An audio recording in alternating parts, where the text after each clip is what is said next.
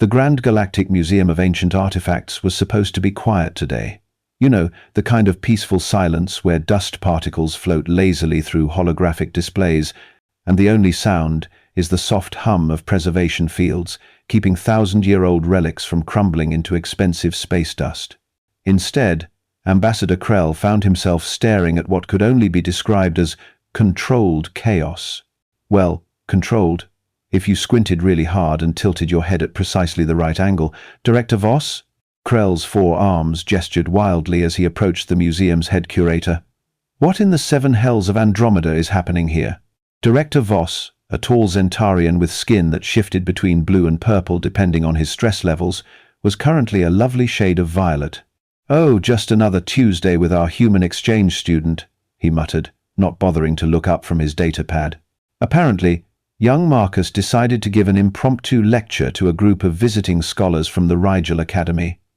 Krell's eye stalks swiveled toward the commotion. Sure enough, there was Marcus Thompson, the 20-something human who had arrived 3 months ago as part of some interspecies cultural exchange program.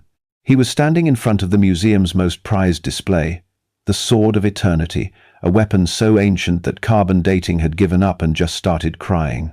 "Now, see, the thing about this particular blade," Marcus was saying to a captivated audience of some of the galaxy's most distinguished archaeologists, "is that you've got the date completely wrong." Professor Thylex, a distinguished Altarian scholar whose credentials were longer than most space freighters, sputtered indignantly.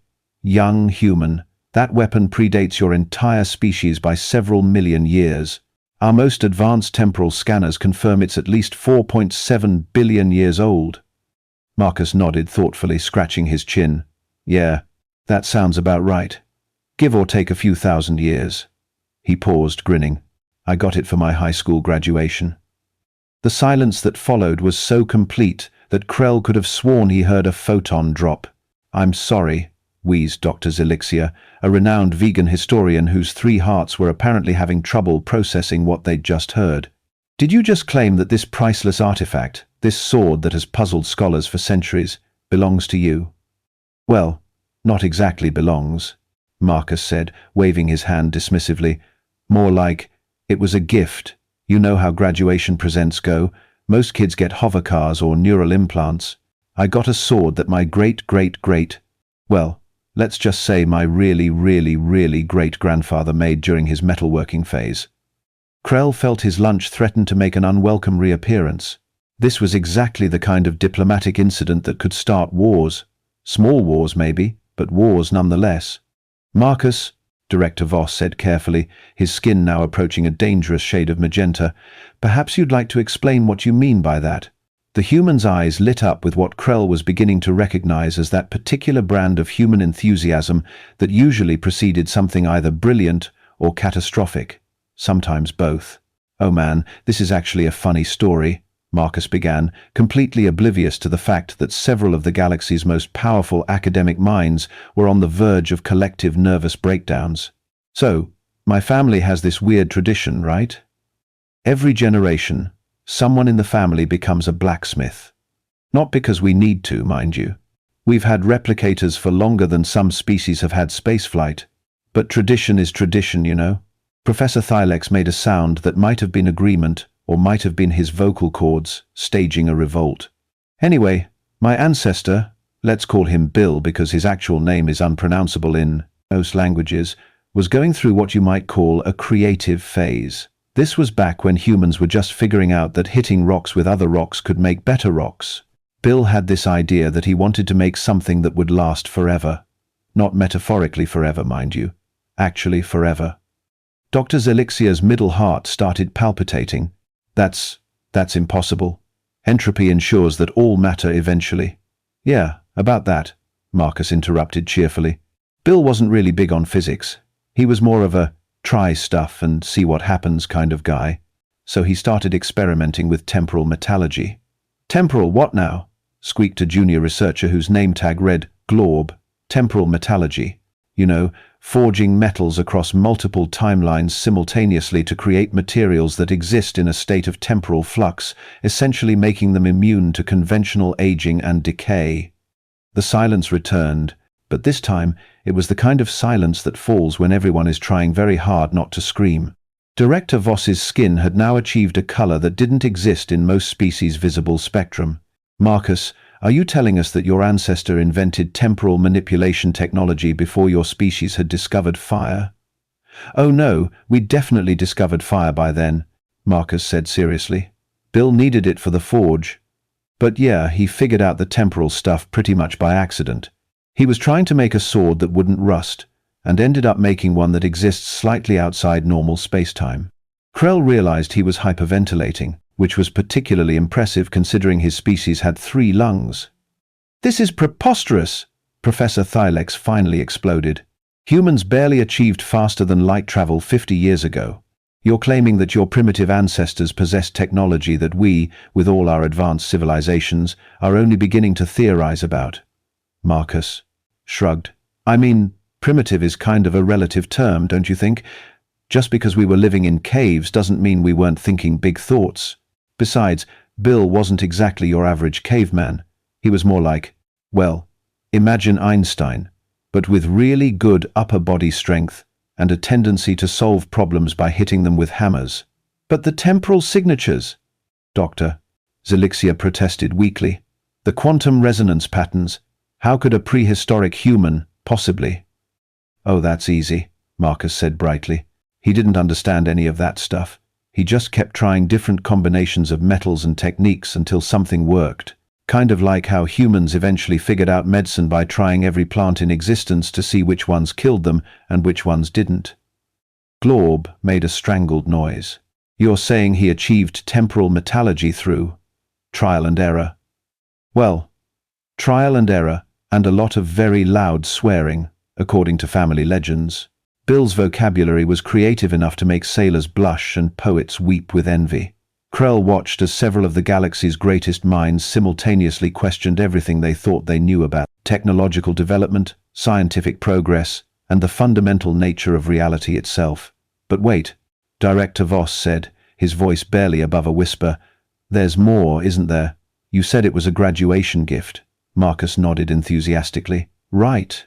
So Bill makes this sword, realizes he's accidentally created something that breaks several laws of physics, and decides it's way too dangerous for anyone to actually use.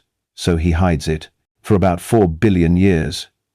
4 billion years, Professor Thylex repeated faintly. Give or take. Time gets a bit wonky when you're dealing with temporal artifacts. The sword kind of, well, it travels. Through time, through space, sometimes through dimensions that don't technically exist yet. It shows up in random places throughout history, usually when someone in my family needs it. And you needed it for graduation? Doctor, Zelixia asked, her scientific worldview crumbling around her like a poorly constructed sandcastle. Not needed exactly, but you know how it is with family heirlooms. Great-whatever grandfather figured I was old enough to inherit it, so it just sort of appeared in my bedroom on graduation morning. Scared the hell out of my cat. The assembled scholars stood in stunned silence, trying to process the implications of what they'd just heard. Here was a weapon that had puzzled the greatest minds in the galaxy, displayed in the most prestigious museum in known space, and it turned out to be basically the equivalent of a really fancy graduation watch. Krell finally found his voice. Marcus, do you realize what this means? If what you're saying is true, then human technological development didn't follow any known pattern.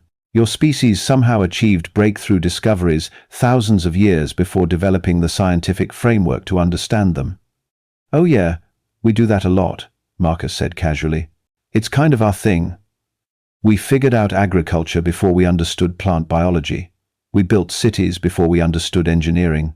We developed democracy before we figured out how to make it work properly. We're really good at doing stuff first and understanding it later. But this is different, Professor Thylex sputtered. This is technology that should be impossible for any organic species to develop. Marcus tilted his head thoughtfully. You know, you keep using that word, impossible. I don't think it means what you think it means. And that, Krell realized with growing horror, was probably the most terrifying thing a human could say.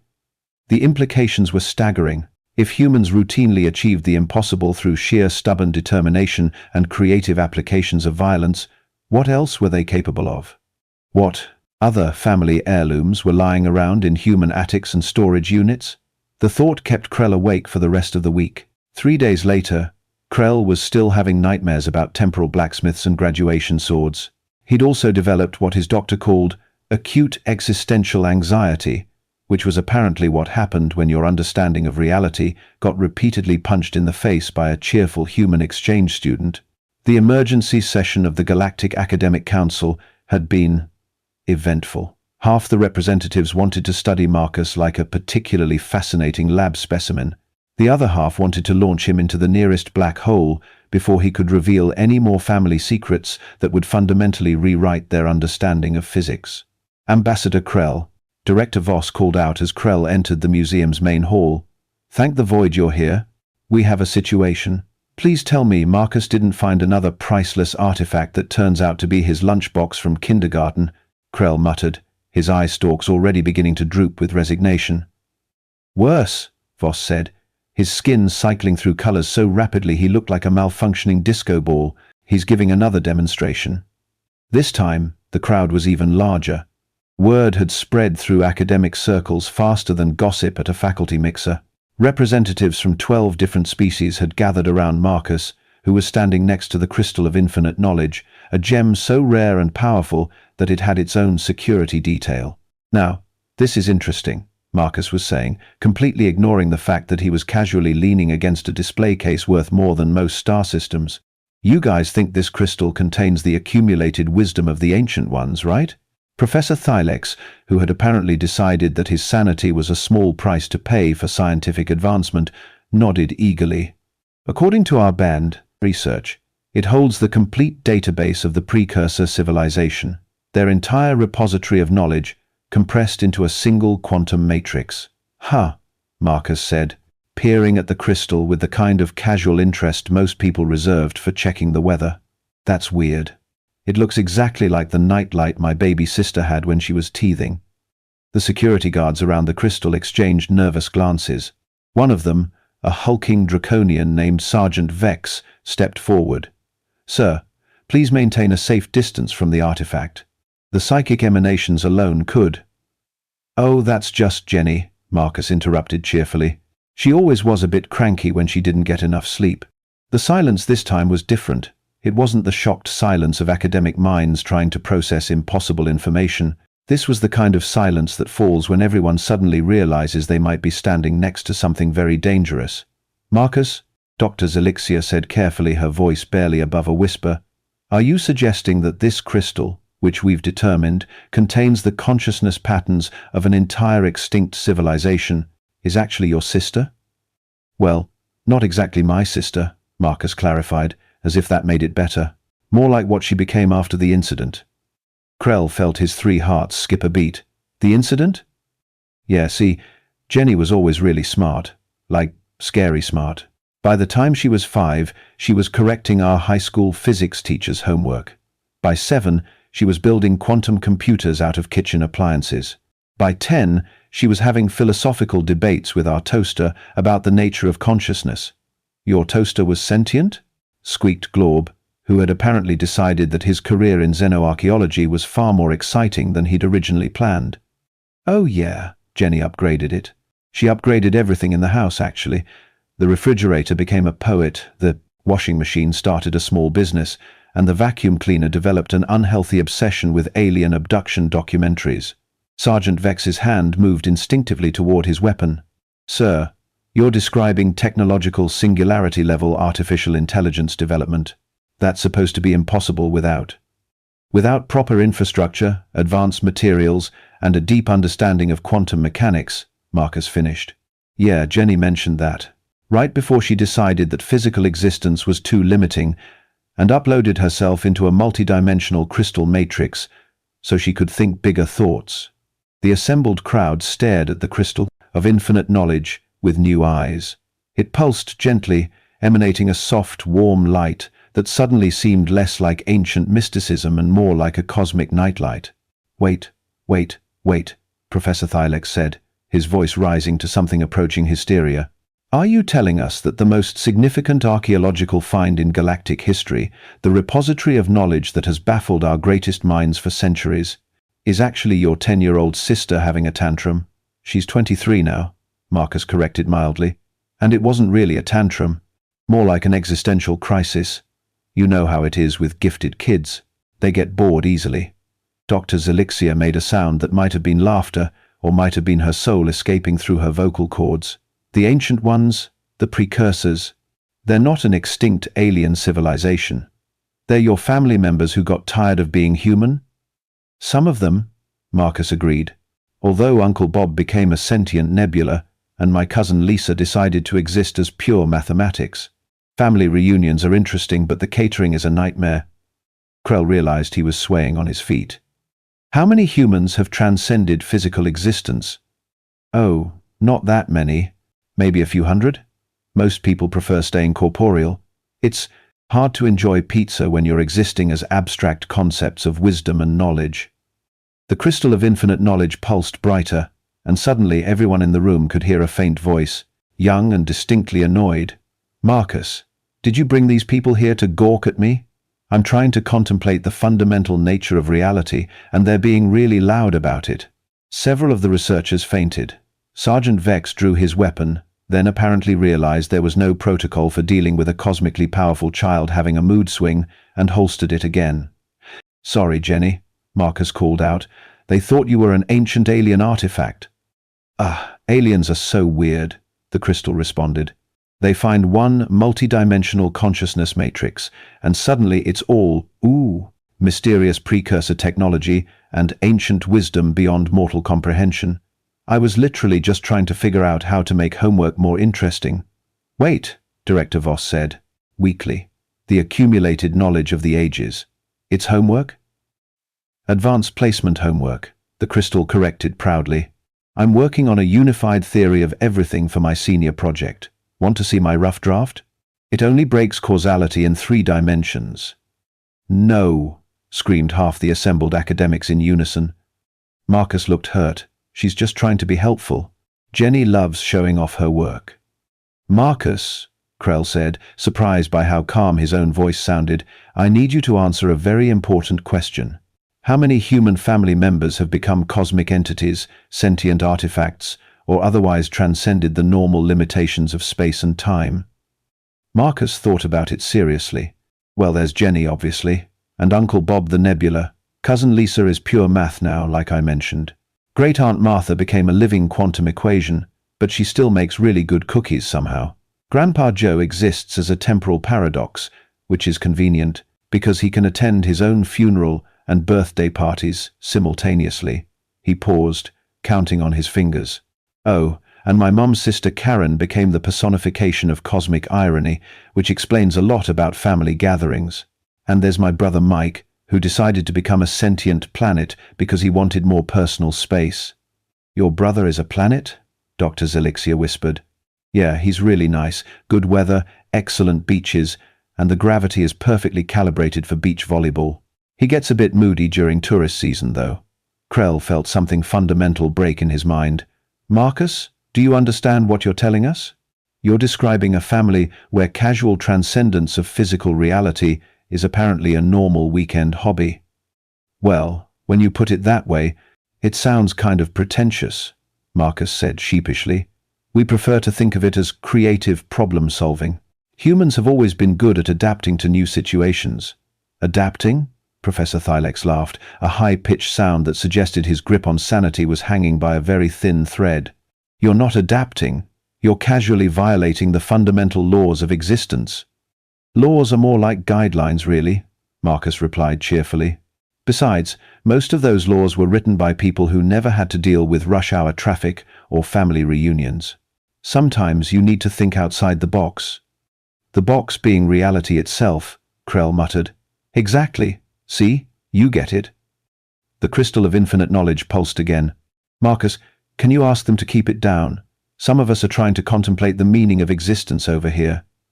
Jenny, these nice people are scientists. They're just trying to understand how you work. Oh, that's easy, the crystal replied brightly. I took everything I learned in physics class, inverted the polarity, added some quantum sugar, and stirred counterclockwise while thinking happy thoughts. Basic transcendence. 101. The remaining conscious researchers stared at each other in horror. Professor Thylex broke first, erupting into manic laughter.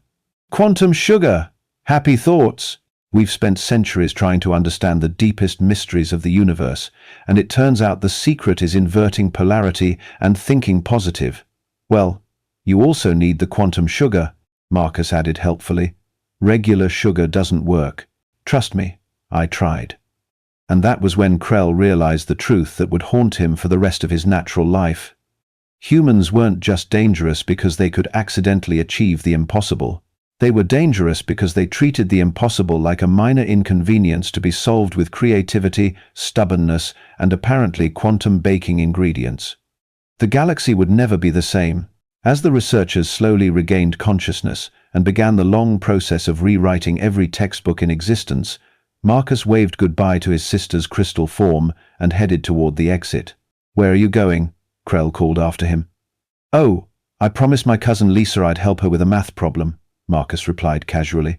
"She's trying to prove that parallel lines can meet if you ask them nicely enough. Want to come watch?" Krell looked at the chaos behind him, at the unconscious scientists and the softly glowing crystal that was apparently a college student, and made a decision that would define the rest of his diplomatic career. "I think I'll stick to filing reports," he said weakly. Marcus shrugged. "Your loss. Lisa's proofs are really entertaining. Last week she accidentally proved that the number 7 doesn't exist, and we had to spend 3 days convincing reality to put it back." As the human wandered away, whistling a tune that seemed to make the nearby exhibits hum along in harmony, Krell realized that his job description was going to need some serious updates. After all, how do you prepare for diplomatic relations with a species that treats the fundamental nature of existence like a hobby project? The answer, he suspected, was very carefully, and with a lot of very strong alcohol,